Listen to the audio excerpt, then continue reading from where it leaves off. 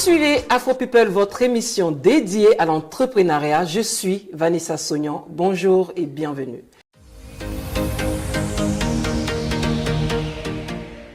Avec nos intervenants du jour, nous allons parler entrepreneuriat, les enjeux et les perspectives. Bonjour Alès.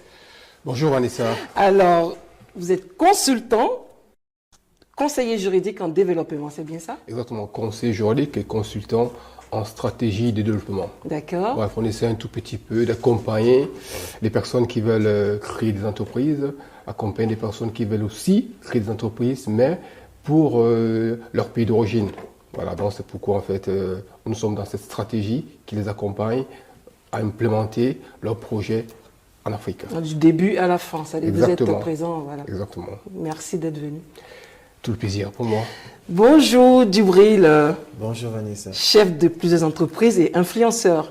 Effectivement. Et comment vous faites? Rien de spécial. Je vais au gré du vent.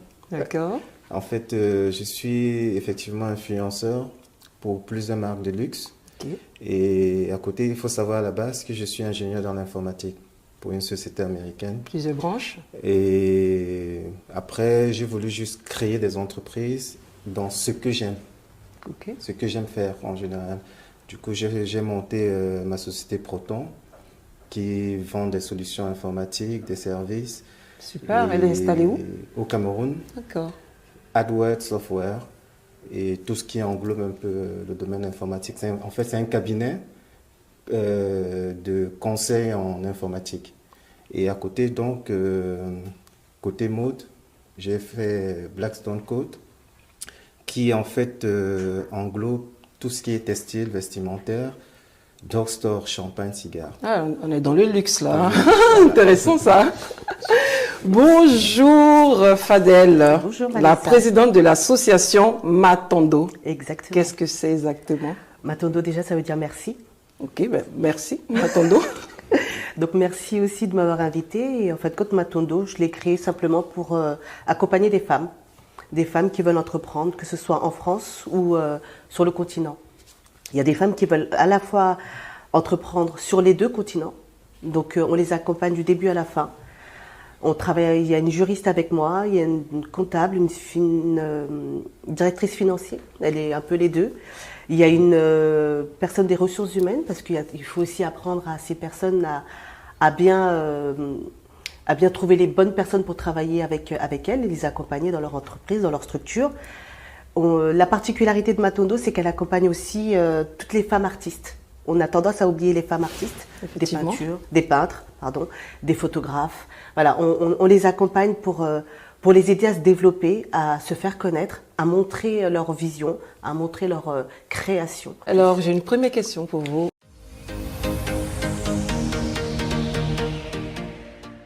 L'entrepreneuriat est-il une solution anti-chômage selon vous? Je dirais oui et non. Il faut être, pour l'entrepreneur, pour se lancer dans l'entrepreneuriat, il faut être prêt. Il faut avoir le mental. Il faut savoir où on va, se poser les bonnes questions.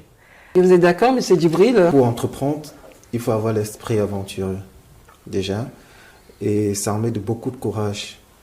Fermer les oreilles sur tous les critiques. Ah oui, mais apprendre beaucoup, prendre en compte les critiques, parce que c'est ça qui vous fait grandir, en fait. Tout à fait. Et l'échec, ce n'est pas une fatalité. Au contraire, on apprend plus de l'échec que de la réussite. D'accord, je suis bien Et d'accord. il est important, quand on va apprendre, d'aller, de savoir se relever, faire les choses, les mêmes choses, mais différemment. D'accord. Par rapport aux erreurs qu'on a commises par le passé, en fait. Et pour éviter tout ça, par exemple, qu'est-ce qu'il faut faire avant d'entreprendre, monsieur? L'une des questions fondamentales du moins, c'est déjà de définir le type d'entreprise qu'on aimerait mettre en place. Donc là se pose la question du statut d'entreprise. Quel type d'entreprise on aimerait avoir? Ce qu'on conseille aux entrepreneurs, notamment, c'est, dans le cas des personnes qui vivent dans la diaspora ici en France, c'est soit de se mettre en tant qu'auto-entrepreneur, le basique, soit alors de faire le choix des structures telles que une SAS ou une SASU, qui de mon point de vue sont déjà en raison du capital qui est quasiment pas imposé, c'est-à-dire que vous pouvez créer aujourd'hui une SAS avec 1 euro de capital, symbolique. Et le statut juridique est relativement très simplifié. Et les responsabilités, contrairement à l'auto-entrepreneuriat, ne concernent que vos actions. Alors que quand vous êtes auto-entrepreneur, on peut vous poursuivre, si jamais il y a des soucis, sur votre patrimoine et sur votre compte personnel, ce qui n'est pas le cas en SS. Donc ça, de manière synthétique, ce sont les avantages que je donne aux personnes pour les accompagner. Et comme l'a si bien dit Madame Fadel, pour créer une entreprise, il faut être accompagné d'un bon comptable, il faut être accompagné d'un bon juriste, parce que ce sont les bases essentielles pour mener à bien votre projet. Tout à fait.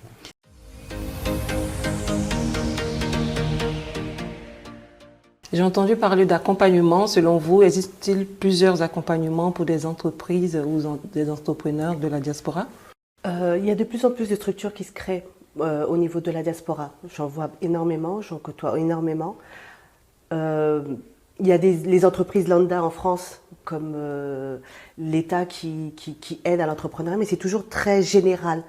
Et quand on est entrepreneur et quand on veut se lancer dans l'entrepreneuriat, par exemple, les femmes, elles avancent beaucoup avec l'émotion. L'émotion vont leur les pousser à aller d'une structure à une autre. Mais quand elles se retrouvent face à tout ce qui est juridique ou elles ne comprennent pas les choses, eh ben elles se retirent. Et l'idée qui était à la base, qui était très bonne, elles vont la laisser tomber. C'est compliqué vraiment d'entreprendre. C'est très compliqué.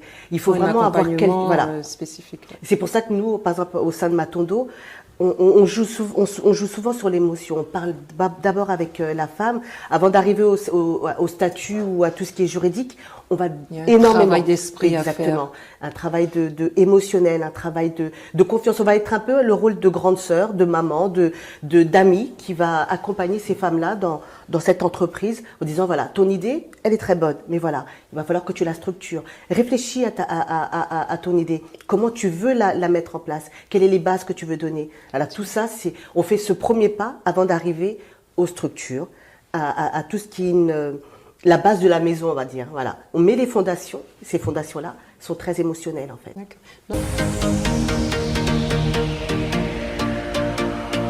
Notre conseiller, alors comment se porte l'entrepreneuriat dans la diaspora? La question de l'entrepreneur de la diaspora évoque un autre aspect, c'est-à-dire que notamment la dimension informelle. Ça, il faut le dire de but en blanc. La diaspora africaine, je parlerai plutôt des diasporas africaines, Des diasporas sont souvent cantonnés dans l'informel. C'est un choc pour nous, quand on se balade à Château-Rouge, de se rendre compte que beaucoup de nos concitoyens tiennent des tabourets à l'extérieur et vendent qui des prunes, qui des bananes, à l'extérieur. Alors que juste derrière eux, il y a d'autres qui ont des magasins. Donc l'entrepreneur, il faut qu'aujourd'hui que l'Africain, que l'homme de la diaspora comprenne qu'il est temps de formaliser son activité. Parce que tout ce qui reste dans l'informel n'a aucune valeur ajoutée en tant que tel. Il faut formaliser. Et ça pose un problème chez nous. Pourquoi? Parce qu'en fait, on n'arrive pas à évaluer le poids de la communauté des diasporas africaines. Quel est le poids? Qu'est-ce qu'on représente concrètement? Rien. Parce qu'en fait, on n'est pas inscrit au registre de commerce. Les banques ne peuvent pas le suivre. Et je rejoins exactement ce que disait Mme Fadel avec cette association.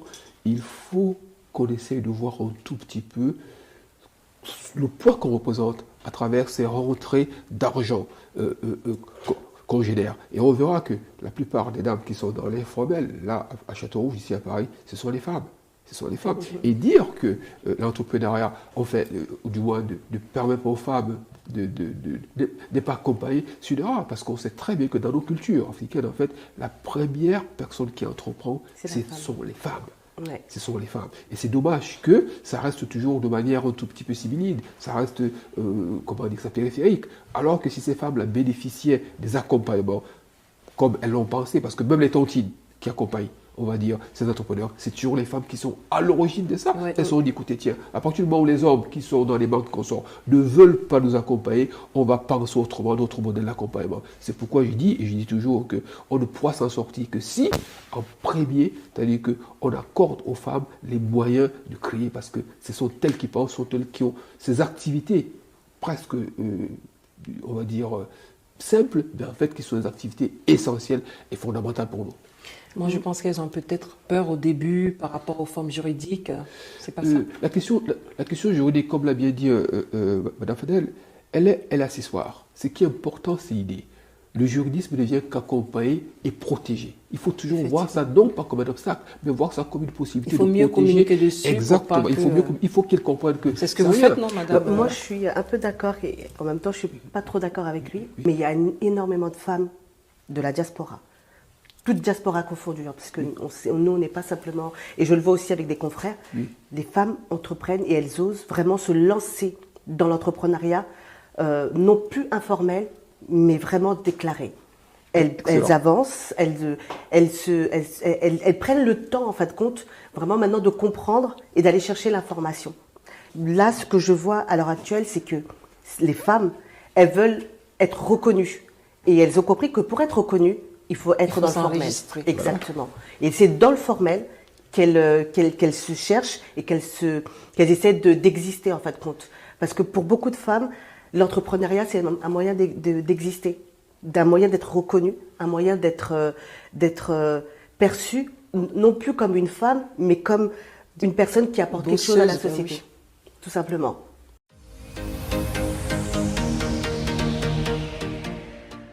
Quel est le rôle de la diaspora dans le développement de l'Afrique, selon vous? Je pense que la diaspora joue un grand rôle dans le développement de l'Afrique. Déjà, il faut partir du fait que au moins 69% de nos revenus ici là sont importés vers l'Afrique. Oui. Parfois, pas dans le domaine de l'entrepreneuriat, hein. Parfois ça peut être les aides à la famille, aux amis, contribuer à tout ça et tout. Pour eux, en fait, on est un peu comme ceux qui vont la solution soleil, en fait, à leur galère au quotidien et tout. Donc ça fait de nous déjà des modèles. Et il est donc important pour nous de savoir que le rôle qu'on joue influence sur nos différents pays, quoi. D'où l'idée de créer des emplois. Je pense que c'est la meilleure solution. Oui. Créer des emplois et l'esprit d'entrepreneuriat ici là joue aussi un rôle social. Parce que justement, comme disait madame et le frère, c'est donner un peu de ce qu'on a, mais de façon différente. C'est ça. Et tout. Parce que, comme on l'a souvent dit, il vaudrait mieux apprendre à pêcher plutôt que de donner du poisson. Oui. Voilà. C'est une des raisons pour laquelle nous, on va créer Matondo en Afrique aussi. On va commencer au Congo-Brazzaville. On va créer une structure qui va accompagner les femmes formées, parce que la formation est très importante dans les gens, ils pensent que parce qu'on a un métier, parce qu'on connaît quelque chose, qu'il ne faut pas se former. Il est important de se former. Parce que la comptabilité entreprise, quand on est dans une entreprise, c'est pas la même que la comptabilité comme monsieur qui est entrepreneur. Même s'il a un comptable, il doit savoir ce que le comptable y fait. Parce que si le comptable te prend ton argent, tu fais comment? Il se retrouve en prison parce que Exactement, tout à fait. Donc, on va créer une structure comme ça qui va accompagner et on va sortir, comme disait monsieur, certaines femmes de l'informel au formel. Accompagner, former. Certaines peut-être seront entrepreneurs, d'autres vont rentrer en tant qu'employés, mais voilà, donner une structure, une formation qui va permettre à ces femmes-là de choisir, d'avoir leur choix en fin de compte.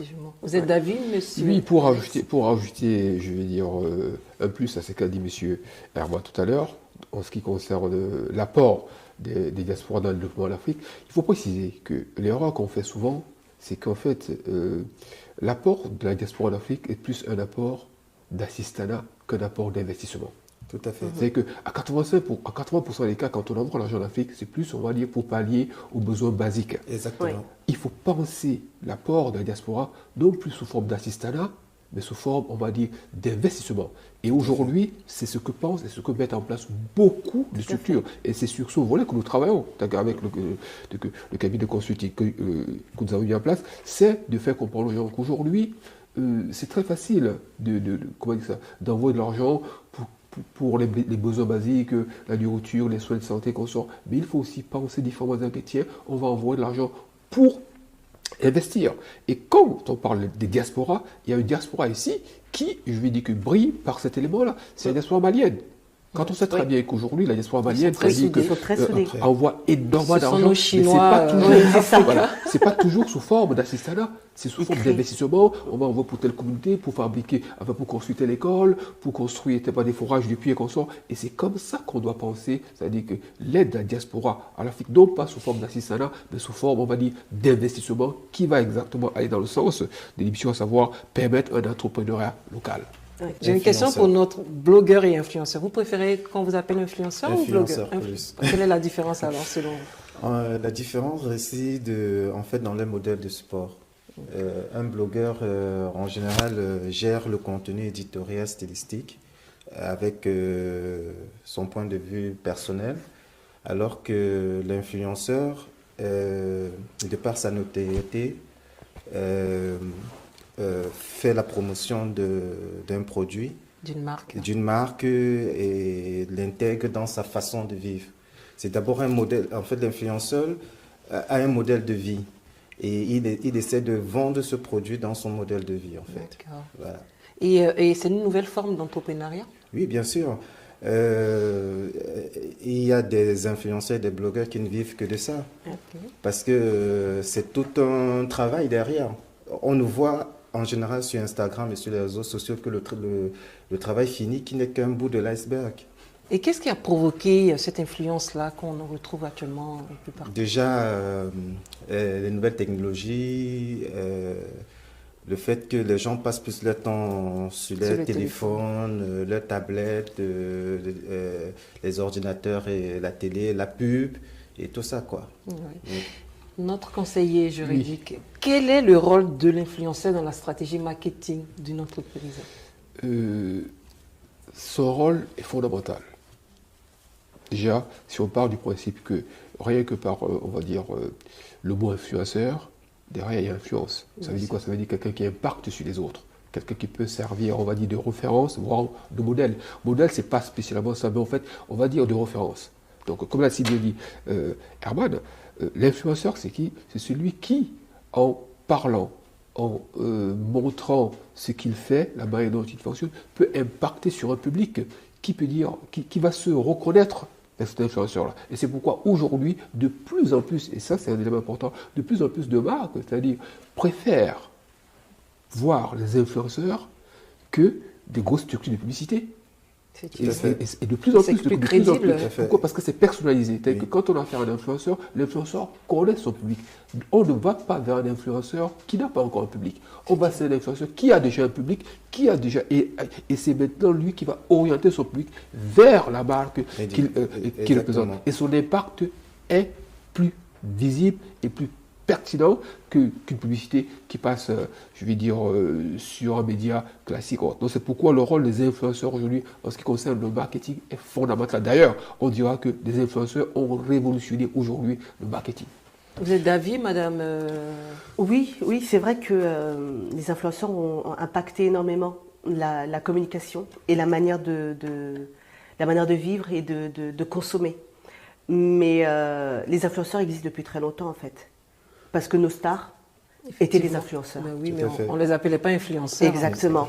On leur offre des vêtements, on leur donne des choses pour porter, pour montrer que voilà, cette marque, un tel importe. Et puis voilà, les personnes qui vont les suivre vont vouloir cette marque-là.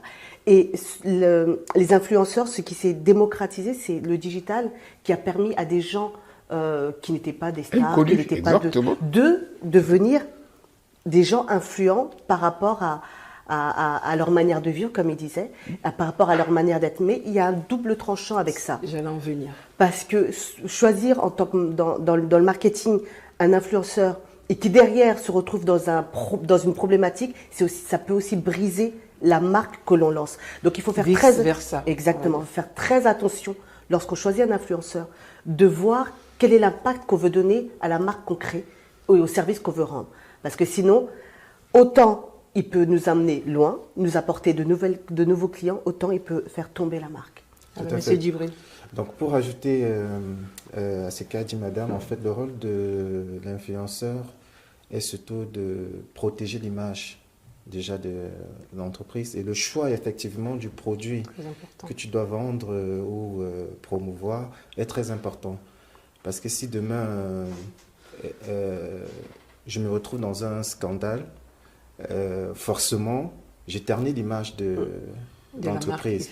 Et si effectivement cette entreprise aussi finance des terroristes ou autres trucs négatifs, ça ternit mon image. Il n'y a pas que ça. Si l'entreprise fait des choses de mauvaise qualité, voilà, oui aussi. Tout à fait. Donc il est important, lorsqu'on vend un produit, on fait la promotion d'un produit, de se rassurer que ce produit est vraiment authentique, que ce n'est pas nocif pour la santé. Parce qu'il y a certaines personnes qui font justement ces promotions-là, mais qui se retrouvent en train de se lyncher médiatiquement ou sur les réseaux sociaux parce que justement... très vite partir. C'est de la camelote, parce que c'est du n'importe quoi et tout ça, quoi. Fadel, oui. Où est-ce qu'on vous trouve? Vous pouvez me trouver sur les réseaux sociaux, Instagram, Facebook, LinkedIn, Twitter aussi. Et nous avons un site internet, donc associationmatondo.com. Voilà, on pourra vous répondre très facilement. Super. Monsieur Djibril, Herman? Pour Blackstone Code, vous retrouverez tout ce qui concerne Blackstone Code sur Instagram, Blackstone Code, Facebook, Blackstone Code et sur Internet, blackstonecode.com. Super. Notre conseiller. Et c'est très simple. En ce qui me concerne, il faut juste prendre attache avec l'émission Afro People. Super. Qui transmettra à ceux qui aimeraient être accompagnés juridiquement les informations nécessaires. Dans afropeople.tv@gmail.com.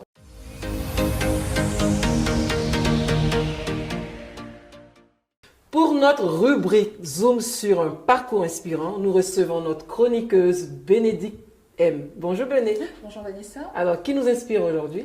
Alors, avant tout, déjà, je vais demander aux invités de se prêter, aux intervenants, de se prêter à un jeu, et aussi aux téléspectateurs. Alors, premier indice, si je vous dis de 1 million à 70 millions d'abonnés en moins de 3 mois. Ah ouais, ça fait beaucoup quand même. Ça fait énorme. J'ai ma petite idée, mais vas-y, je te laisse. Bon, alors, second indice, il était brand ambassadeur d'Hugo Boss. Je savais, je sais, je te laisse pas. Alors, qu'est-ce qui s'est passé dans la vie de ce jeune homme? Parce que c'est un jeune homme. Les marques en ce moment ont besoin aussi d'établir et d'asseoir leur influence sur les réseaux sociaux. Elles ont besoin de ces personnalités-là qui drainent des millions d'abonnés. Et justement, ce jeune homme de 21 ans, c'est Kabilam, qui est la deuxième personnalité justement de TikTok, la plus influente. Et c'est un parcours vraiment qui a commencé de façon phénoménale. Il était chez lui, tranquillement. Durant la Covid, pardon. Justement. Et pendant ce temps-là, il était dans un mood, une période un peu difficile, parce qu'il était au chômage. Pour tuer un peu cette morosité, il s'est inscrit sur TikTok, et il a ouvert un compte, et comme ça, le boom est parti. Sur TikTok, il a commencé avec des petites vidéos comme ça, classiques. Et ensuite, il a récupéré des vidéos ci et là de personnes qui faisaient des choses un peu compliquées et il les a simplifiées avec une touche très humoristique. Sans dire un mot, il a réussi à communiquer avec tout le monde entier. Voilà, c'est incroyable. Sans dire un mot. Avec ce geste-là, toujours. Voilà. Et maintenant, pensons un peu ce jeune homme qui était au chômage il y a de cela quelques temps. Maintenant cumule des millions et voire des milliers, on va dire, d'abonnés, des millions d'abonnés, mais aussi en termes de chiffre d'affaires, parce qu'il est carrément devenu une marque. Mon Dieu. Et plusieurs collaborent avec lui. Et lui aussi, il établit son influence sur les réseaux sociaux. En somme, cette rubrique, elle parle surtout de comment sortir le meilleur de soi dans des moments assez complexes, voire très compliqués. Durant la période de la Covid, on a vu des personnes qui sont tombées en dépression. Et voilà, des personnes qui ont vécu des moments assez difficiles. Mais le plus important, quand ces moments arrivent, c'est surtout tirer le meilleur de nous. Justement, innover, donner tout ce qu'on a de meilleur. Et aussi, créer, s'épanouir, sortir de ce carcan-là, de ces spirales-là. il fait valoir tout ce qu'on a en nous. Et je pense que c'est ainsi que voilà, on pourra faire avancer le monde, tout simplement. Merci de nous avoir suivis. Nous sommes à l'espace ABC Coworking. Je suis habillée par Syrah de la marque Tiascap. À bientôt.